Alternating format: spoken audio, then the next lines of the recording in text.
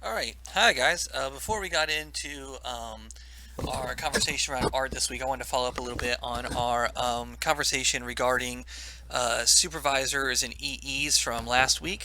Um, so far, as of right now, I've not gotten a lot of those proposal forms in, and by not a lot, I mean I've gotten one person has submitted their proposal forms that they were supposed to submit last week. Um, Brief reminder, I can't assign supervisors until I have people's proposal topics because we have to know who we have to know what the topics are before the supervisors can select that they want to work with that topic and that it's in the field that they feel comfortable with. So if you can get those finished up and submitted, the sooner the better, so that way I can go ahead and get those turned in. Um, I did want to follow up. Also, I asked you guys what questions you have had or concerns you had regarding the EE, um, and it looked like the number one thing that everyone seemed to be concerned with, at least that posted, which again, not many of you, but out of the people that did post, seemed to be really concerned with distractions and online learning and so on and so forth. So, obviously we can't do anything about the online learning thing, right? There's no way for us to solve that until it's over. I've heard rumors that they are hopeful that we'll be able to get some students back in the building by spring break, but a lot of that depends on vaccinations. Teachers are in the 1B vaccination pool, so coming up hopefully within the next couple of weeks, teachers will be able to start signing up for vaccinations, and then that takes care of the staff side of things, and then it just becomes about community spread, things like that. So hopefully before the end of the year, we'll be back in person, and that will definitely help. Um, the other side of things is, if you look in that EE student handbook that I submitted with you last time, right? In this student packet, in here is got a rough schedule of let me see if I can find it here. So it's got this rough calendar here. Let me move myself and make myself smaller here. There you go. So it's got this calendar here that gives you the rough timeline of how we're looking to get EE stuff done, right? So right now it's introducing the EE, getting the proposal form submitted, and then getting your advisor selected. And then hopefully sometime this spring you'll finish your outline, have your first meeting with your supervisor, so on, and then so forth. I worked on a project very similar to this whenever I was working on my doctorate degree. It's called a dissertation. It's basically a book that everybody that gets a doctorate degree has to write that is research based and is specific in-depth research into whatever field you're getting your doctorate in. And you have a doctoral advisor, and your advisor is somebody that you have to meet with, so on and so forth. You submit all of your drafts to them, so on and so forth. And it's also completely self-directed. It's not part of coursework. And what I found was helpful personally was I set up my own kind of schedule and my own outlines. I'm a notorious procrastinator. If I don't have a deadline to do something, I typically don't get it done. That's just the kind of guy that I am. I work best with like deadlines and then working close to them. I have a feeling that many of you are probably like I am. So what I did was I built my own deadlines, and I said I want to have my chapter one, which was my first 50 pages, written and submitted by like whatever day, and then I wanted to have my chapter two written by a certain day. Now, what struggled with me was, and I think some of you are going to have this as well, was trying to get my advisor to respond to me in a fast enough time to keep up with my own deadlines. Because sometimes I would submit drafts to my advisor and they wouldn't get back to me for 2, 3, 4 weeks or whatever, and then that would kind of mess up my progress the rest of the time. Um, but setting my own internal deadlines worked really, really well for me. And then the other thing that worked really well for me is that I set aside whole days just to work on this one thing. So what I mean is that my life is a pretty busy life day to day. I've got 2 kids, I've got a wife, I've got 2 dogs, I've got a snake, 3 guinea pigs, a cat. I was in graduate school. I've got my job. and at the time I think I was doing second job for the IB, doing grading for them, and so I had a busy life, and so what I would do though is I would take one day out of a calendar, and I would do nothing but just go work on my dissertation, and I would go to the library. For me, it was a library on my college campus, but just some place where you can just go and work and not be distracted and not have to worry about other people or other things bothering you, and just dedicate that day to it, and you'll be amazed at how much you got done. I remember once during crunch time, right before um, my dissertation was due, I took a personal day, and I took a personal day, and I just stayed at home and I just worked on my dissertation all day. And I put in a good 8 hours of work on my dissertation in one day, and I got through probably 40 pages in that day, just by working and researching and just making sure that I got through it. I threw on some lo-fi hip hop beats and just worked all day. And sequestering time like that I found was really, really helpful. Also, I am not going to be all of your supervisors, but I am the EE coordinator and I am your TOK teacher. So I'm going to be checking in along the process, making sure that everyone is okay, making sure that deadlines are getting met, making sure that progress is being made. So I'm also going to be working a little bit to hold you accountable there as well. So yeah, so hopefully, I mean, that's the best advice that I've got to give you.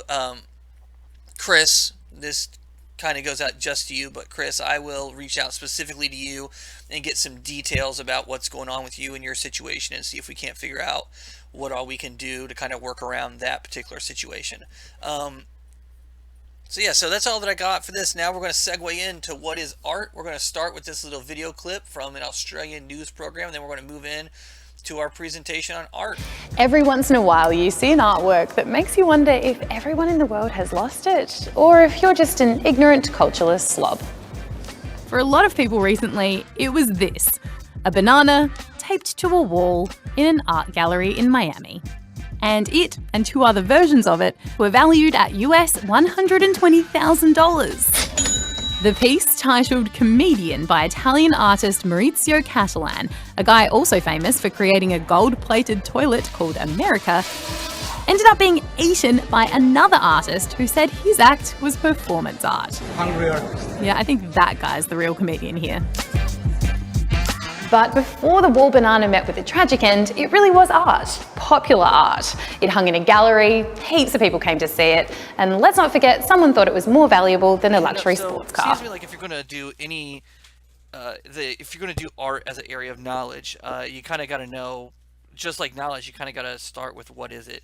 Art is a very kind of nebulous term here. It's not something that's very easy pinned down. So I just kind of wanted to start with trying to figure out if we can come up with a working definition of kind of what art is. And then if we can define what art is or what it isn't, then maybe we can start to look at and understand the purposes behind art and what the objectives of art kind of is. And then once we can figure out what those objectives are, then we can move forward from there. So we're going to start up here with what is art arena. So, oh, that didn't work at all. I pushed that button and nothing happened. All right, here we go. So, basically what we're trying to do here is we're trying to work out what a definition of art is, decide if we can ever come up with a way of figuring out what if a thing is art or if a thing isn't art, and then we're going to work on some terminology regarding the viewing of art and how we talk about art. And this lesson to start with is going to focus basically solely on the visual arts, because I think the visual arts is probably the easiest to contextualize because it's probably the least muddy, right? Whenever you get into music, you're trying to combine the sonic aspects with the lyrical aspects, and then sometimes also then if it's a music video and then the visual aspects, and then in trying to figure out if one of any of those three things is art, or if the three work together create something that is or isn't art, it can become very convoluted. Same thing happens with movies and television, and all those things are definitely aspects under the umbrella of the arts and of art, and we're going to look at all those things, but I don't know if they're a super helpful place to start. I find that the singular art forms, things like dance or the visual arts, or can make it easier. So we're going to start with visual art. So some of the key questions that I want to kind of work at is like, what is art? What are the different types of art? How do we categorize art? How does art influence society? Why is art important? Why do we care? Right? Like why out of all the things you could be learning how to do taxes, you could be learning how to like save for retirement, right? Like there are much more pragmatic things to use. So why take the time to learn about art? What's the point, right? And then what sort of messages does art have, right? And I think that those are important questions to kind of, these are almost going to be kind of like the framing questions. So I guess I should point over here. Sorry, I have two monitors, and right now this camera is in front of this monitor. But I usually look at this one as my primary monitor. So I guess whenever I point, I should point over here because that's where you guys are. These are kind of going to be the anchoring questions for our whole 9 weeks here regarding art. So I want to start with this image. It's probably the most famous visual art image in the world. I don't know that there are many people that you could show this image to that wouldn't know the name of it and probably who painted it, right? So it is the Mona Lisa by Da Vinci, right? And the Mona Lisa by Da Vinci, I feel, is a good place to start because it is kind of universally agreed upon that this is art. Now, maybe by the end of this, we can question what that means, but I think that it's a good starting point. So what I want you to do is I want you to take just like 10 seconds, and I want you to just kind of think about like what is in this particular picture that makes it a piece of art. What about it is art, right? Ooh, let me move that over here. Sorry, so that way you can actually see the picture. There you go.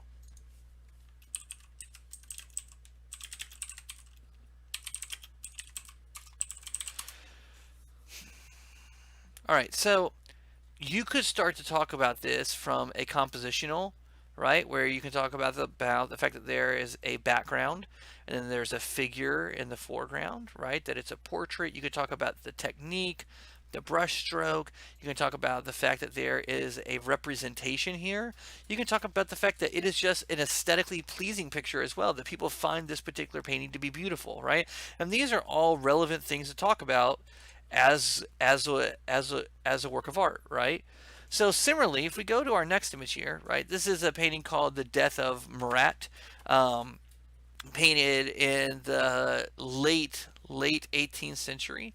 He was a French revolutionary, and so I think that if we can start to use this here as a point of contrast, right? If we look at the Mona Lisa, shoot, my keyboard stopped working here. So the Mona Lisa is just a figure painting, right? There's no real narrative here. There's no story involved. There's nothing that it is communicating besides just the image of this person, right? And it is an expertly communicated image, right? Like the technique involved and the construction of this painting and the amount of this person's essence that they were able to infuse into this painting is very well done. It is exquisite, right? But its total communication is just the image itself. Here though, here we're starting to get a bit more, right? So one, you can start to talk about the use of space here, right? We've got all this negative space here, this like empty space that's kind of looming over the figure. There is still a central figure. This is still a realistic representation, right? And you'll notice that a lot of the painting techniques are very similar, right? It still is very much a Renaissance style painting. Right, the lighting is still very, very dramatic. There's a very dramatic use of shadow here, but there's also a narrative, right? Here, Marat is dead. Here we see the murder implement on the floor. This is obviously moments after something has like happened, right? Is he in a bed? Is he in a bathtub? What is this note that he's writing? What does it say? What is he trying to communicate? What was he doing? How did he die? Now suddenly, now suddenly, this image seems to be maybe communicating more than this one. Or if nothing else, it's definitely communicating different things. And we don't want to talk about the quality of like communication, whether it's doing a better or a worse job, because really it's different. What it's communicating here is different. This is just about communicating the figure. This is about communicating an idea and a narrative and a moment. Now, what about this? Is this art? We don't really have a central figure anymore. We don't really have a focal point anymore. This is also a very, very famous painting. It's a work by a French Impressionist painter named Monet. But it's just lily pads in a pond, right? So is this art? What makes this art? What makes this? Why paint this? Why do we care about this painting? What about this painting is worth paying attention to? It's just lily pads in a freaking pond. There's nothing remarkable about this. So, like, what's the point? So that's a fair question, and to me that's the question that should kind of be the starting point of any conversation about art: is why do I care about this? What's the point? Why would anybody make this? What were they trying to do? And so here Monet is actually trying to do something very specific, which is he's trying to give the impression of the object without painting the object itself. If you pay really close attention to this painting, and if you really look closely at it, you have the impression of a tree, but there's really no tree in this picture. You have the impression of water, but where can you say that he actually painted anything that is water? You have the impression of a lily pad or of a flower, but if you look at what's actually there, he's not actually trying to give you any representation of those things. He's giving you a brush stroke in a shape. He's giving you a color that is a hint of an idea. And so by using his brush very intentionally, by controlling the way that the paint lays on the canvas, he's giving you the impression of a thing without having to represent it in its actual form. And Monet arguably is one of the guys that kind of invents this idea, this painting through impression rather than through representation. I'm going to lead you to the idea of a thing without actually feeling like I have to show you the thing. And now he is making the communication between the artist and the viewer more complex. And really, he's giving more space for us as the viewers, because now we get to bring our ideas to what a lily pad is. If you've never seen a lily pad before, or if you've never seen a pond before, you might not be able to make any sense out of this painting. If you're from the desert, this doesn't make any sense to you. It's a painting that you have no context for, and so it's just swirlies and colors, right? It's very hard for this painting to not make sense if you've ever seen a human being before, right? Same thing here. But here, things are becoming a bit more contextual based, right? You have to have context in order for this to make any kind of sense. Then we get this. Bonus points, by the way, to anybody who can throw up in the discussion post who painted this. I'm not going to tell you. Don't cheat. Don't look it up, right? But if you know who it is, probably one of the most famous American artists ever. Kind of, sort of. Most people would say he's the father of pop art. And this is a Campbell's soup can. It's not a painting. It's actually a silk screen, which is where you like put an image and you flash it onto a screen, and then you can push ink through the screen, and you use different layers of screen to build an image. They use it for t-shirts and stuff, and it allows you to mass produce an image. Hundreds and thousands of times screen prints are able to be used indefinitely, right? And the way that you use them, well, I mean, you can just keep on using them. And he made hundreds and hundreds of these images that he used for a wide variety of things. He sold them, right? And so now we get more interesting into the question of, is this art? There's no technique involved here, or is there? There's no brush stroke. There's no painting. There's no element where we can point to and say, ah, there's the artist. That's where they live. And this is representing something that is very much just functionally found in our world. And so I don't even want to really address whether or not this is art. And I don't even really want to talk about what this is or is not trying to communicate. I would rather you try to communicate that in the discussion post, where it's going to specifically ask whether or not you have a definition for what is or is not art. And maybe this is one of the examples that you want to talk about, whether or not it is or is not art. It is inarguable that a lot of people talk about this being art, consider it to be art. It was the work of a very famous artist. Um, but what elements does it have? It does have a central figure, absolutely, but there's no background. There's no technique here, right? It's missing a lot of the things that we might normally associate with visual art. So think about it. Post about it in the discussion thread. What about this? Now we're getting into this realm of like commercial art, right? Visual production, right? That is meant for commercial purposes, though, right? This is something that an artist drew or a graphic designer drew, depending on how you want to frame them, right? And they made it, but what they are attempting to communicate here is actually a commercial element. Just that a website is not ready soon. Just that there's a website that will be coming soon. It is not here yet. That is what they are communicating with this image, and they are using this central figure really for brand identity, right? Right? This is a brand. And this constructed figure here, this artistic output, is tied intrinsically to the brand of Spider-Man, which we know is a brand of Marvel, which then relates to cartoons and movies and merchandising. So is this art? If it is art, then what does that mean about what is or is not art? Does that mean that art includes things that are simply for making money? What does that make the purpose of art to be then? Right? Or if this isn't art, why not? It has a central figure. It actually has a background. It is the creation of somebody's creative forces. Somebody had to make it. It has artistic technique involved with the shading and the coloring and the line work. It communicates some idea, right? How about this? How about this? Graffiti has long been very, very, very controversial into whether or not we consider it to be art. So is this art? Why or why not? It has techniques. It has a central figure, right? It looks like it has some kind of a background. Is it communicating ideas? I don't know. You would have to tell me. But I'm interested to know if whether or not you guys consider this to be art and what the boundaries of kind of your definition are, because I think that we're going to start pushing up on them soon. Right? I think most of us are probably going to still put this in the art camp.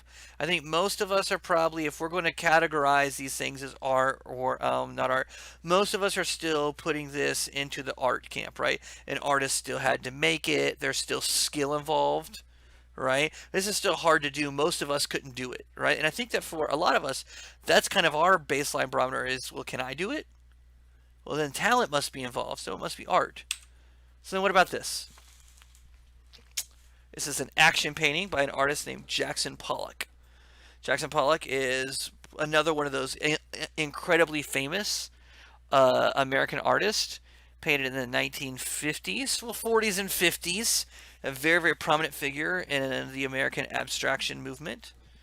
Um, and I can't wait to read what you guys do with this and whether or not you guys are sold on the idea that this is or is not art. Is this communicating something? Is there technique involved here? I think now we might be starting to push the boundaries of what you guys do or don't consider art. All right. And so coming up Wednesday, I think we're probably going to reflect on these a little bit, because what I'm going to do is I'm going to check the discussion post on Wednesday, because I'm hoping that after class you guys will all upload your initial reactions. And then on Wednesday, I can read through some of those and we can discuss them and kind of get into it a little bit, so that way you guys can go back in and involve yourselves in the dialogue a bit more. But this is Jackson Pollock, really, really famous guy, really interesting fellow. He invented this style of painting. It was his most famous style of like painting. And what's really, really interesting is that he started doing it and it took the world by storm, and people were blown away by it. Whether or not you consider it art, it's a different thing. But people were definitely blown away by this, right? And then he walked away from it. He didn't do this for like very long. It was this thing that he was doing was hugely popular. Paintings were selling for tons of money, and he just decides he doesn't want to do it anymore. He's going to push himself and go do something different. Very, very interesting guy. So anyways, what about this? for those of you wondering, this is indeed a urinal. All right. Um, this is a piece of what's called found object art. I'm the guy's name. You'll have to excuse me. Oh, there it is, Dunchamp. It's like 1 in the morning. So Dunchamp, Marcel Dunchamp, finds this. It is a piece that he called Fountain, and he basically picked up a urinal outside, turned it on its side, and said, "Ta-da! Here it is, my art." And so what I want you to think about here is let's give Dunchamp the benefit of the doubt and say that he's not an idiot, right? So Dunchamp is not a moron. So if we start with our baseline hypothesis that Dunchamp is not a moron, and so what he's doing is purposeful and has a reason behind it, what's his reason? What's his purpose? Why just turn this thing on its side and then call it art, right? What is he trying to accomplish here? And then once we figure out maybe what he's trying to accomplish, what he's trying to do, then maybe we can talk about whether or not it's art. Hold on real quick. So this is the other kind of art. This is one of Duchamp's paintings, right? So I think it's important to note that this guy was not without the ability to make his own paintings or come up with his own artwork outside of just taking a urinal and turning it on its side, right? He had a wide range of other artwork that like he did. It was actually a very, very prominent cubist painter up there with like Picasso. So knowing that about him as well, does that change our perception of him any? And then maybe our perspective of this piece. Moving on. What about this? So now we're back to graffiti. And this is a very, very famous graffiti artist named Banksy. We're probably going to watch a Banksy documentary at some point whenever we get to the realm of art and what counts as art and what doesn't count as art. He came out with a documentary called Exit Through the Gift Shop, which raises up a lot of very interesting and important questions. So I'm sure we're going to try to get to that at some point. I haven't quite figured out how film viewing in an online class is going to work, but we'll figure it out. So, but again, is this art? What counts as art? Here we're losing the technique side of things. The way that he does this is he basically has cardboard cutouts and he just spray paints through the cardboard cutouts in different layers of paint, almost like a printer does, right? Now he does have to make the cardboard cutouts ahead of time, right? But I imagine there's a fair amount of graphic design and painting and printing and stuff that goes on. So I don't know. And at what point is this and this almost the same thing? Right? So we're going to get to our last two here, which are definitely pushing the envelope. So this is an image. It's a very famous piece of art from, I think, the 1980s. It's called Piss Christ. And basically, this guy put a crucifix in a jar of human urine and then took a picture of it. And that was it. This is the summation of it. He put it in a museum, caused widespread protests around America because he was a government-funded artist. So this guy was using taxpayer money that you know, like what comes out of your paycheck. He was using taxpayer money to make art, and this is what he made. And it was a very, very controversial topic because a lot of people said this is not art. This is not art. There's nothing about it that is art. And then a lot of people came to his defense and said, oh, no, this is most definitely art. And I find it interesting that this image is the source of such a dialogue because what about this image leads us to that dialogue? What about it? Is it the image itself that we have a problem with? Or is it what we know the image to be because we know the rest of the story? That then gives us the conversation about whether or not it is or is not art, which then leads us to a really interesting conversation on, is art the process or the product?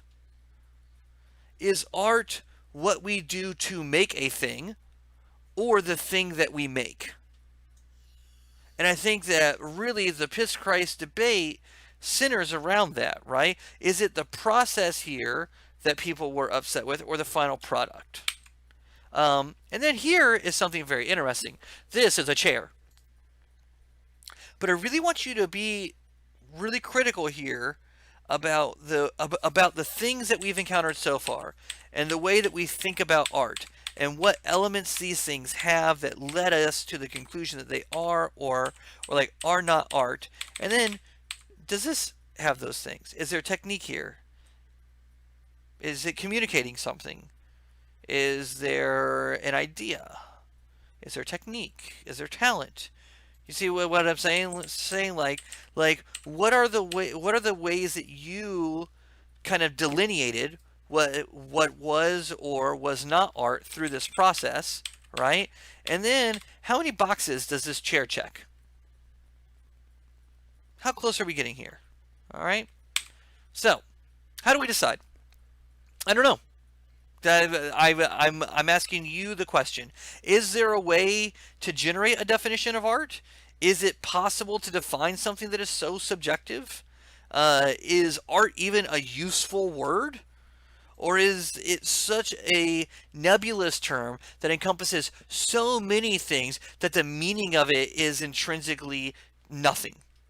Right? And so I really kind of want you to consider these things, right? Like, is there a static way to define art, or is it all just a matter of subjective kind of perspective, and there's no real way to come up with a hard and fast definition? And then you're going to put that in the discussion post. Now, what we can talk about, though, are some of the defined purposes of art. And maybe by getting into the purposes of art, we can work backwards, and then that'll help us better define what we think art is or is not. And I'm going to try and get through this part here kind of quick because I know that I'm running a little long here. So we're going to try and get through the purpose of art pretty quickly. So, purpose of art, because God knows my wife is probably ready to go to bed. It's like late. So, purpose of art. Probably the oldest, most consistent use of art has been for religious ritual, right? Every major religion in the world has got artistic movement and artistic production that is associated with it. As far as we know, there is no religion that did not produce art. Make of that what you will. We're going to get into religion's second 9 weeks, but it is most definitely one of the most well-defined purposes for art is religious ritual and representation. Every religion has got art associated with it, right? You got some Buddhism over here, looks like some Hinduism over here. This is definitely Islamic in nature because Islam doesn't do any kind of like image representation. This is definitely Christianity up here, and this looks like Judaism because of the menorah, right? So every major religion has artistic representation that goes along with it and artistic production, and so definitely a function. The commemoration of events or people, right? Sometimes art is just a very useful way to document things that are important, whether that's people like Napoleon or events like the crossing of the Delaware or people like Martin Luther King Jr. down here, right? We use art to commemorate things that we think need to be remembered, right? And so that's a major function of art that has also stood the test of time throughout history. And then tying into that is propaganda and social commentary. We use this a lot, right? And it goes both ways. The government and the society at large will create artistic production that supports either the cultural or nationalistic zeitgeist and values, right? And so it creates art and artistic production that supports those things, whether it's this we can do it poster, or it's Captain America comics, or it's proud to be an American and that country song, I'm proud to be an American, where at least I know I'm free, right? Like we have these nationalistic or very like cultural normative cultural productions that are propagandist in nature because they are meant to further a social perspective, right? And then on the inverse of that, we have the cultural commentary or the cultural critique art that is critical of cultures or that is critical of a society and is making art to be almost anti propagandist, right? So the propagandist is trying to perpetuate social norms and social values, and the social commentary or the social criticism art is meant to question or to kind of work against those social norms, right? Um, so yeah, so boom. Then sometimes, man, sometimes it's just the recording of visual data. And this is weird because we don't think about this as a function of art. That art exists just to record things, right? That are just to record things. But if you think about it, that's what a selfie is, right? It's just you taking a picture of yourself. Yeah, you're just not trying to do much else besides just here's this thing. It's a me, right? When you take a picture of a house, it's just recording that house, right? When painters paint a picture of fruit, it's just the fruit, right? It's just a recording of visual data. A lot of our photographic stuff, whether that's movies, right? Think about how many home movies there are, or how many videos there are, scandalous and non scandalous, that are really just meant to be visual representations of a real thing, right? There's no extra narrative force involved. There's no extra commentary or social anything involved. It's just we're just trying to represent this, right? And then last, just to create beauty. Just to, well, no, sorry, not last at all. Probably the thing that we associate the most with the visual art is just to create beauty here, right? Just I want to make something that is aesthetically pleasing, something that speaks to the things that we find to be beautiful, whether that's beauty in the human figure, whether that's beauty in the natural world, whether that's an idealized locale, whatever it is, I want to celebrate the things that we find to be beautiful and to celebrate beauty. And so we make art that does that. Storytelling, narratives are important. Narratives are oftentimes also fall into one of these two camps as well. So sometimes we get this like intermingling between storytelling and this social commentary or like propaganda, because our stories often usually have some ideas behind them. But storytelling is important. It also gets into this religious side of things as well, right? So this is where religious art and the social commentary side of things kind of intermingle, is in the storytelling aspect. Intense emotion, right? Sometimes the whole idea of a piece of art is just to make you feel something.